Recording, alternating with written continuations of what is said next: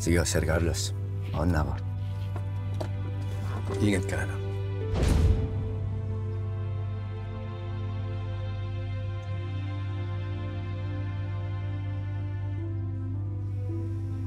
Ano yung tinawag niyo sa akin, sir? Ano bang sabi ko? Tinawag niyo ko kasi akong anak.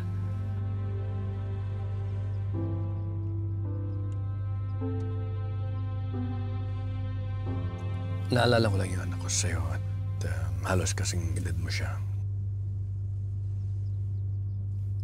May alitan kami ngayon.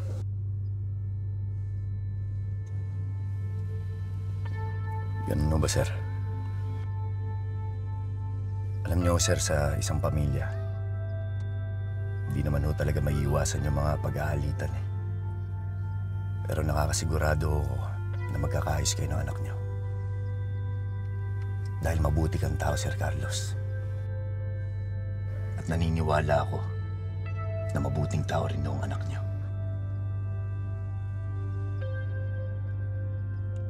Sige, sir. Makan na ako.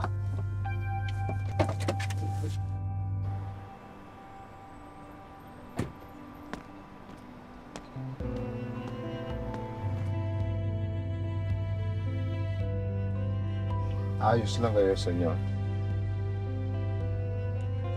Wala namang problemang tawagin ka na. Mas bata eh.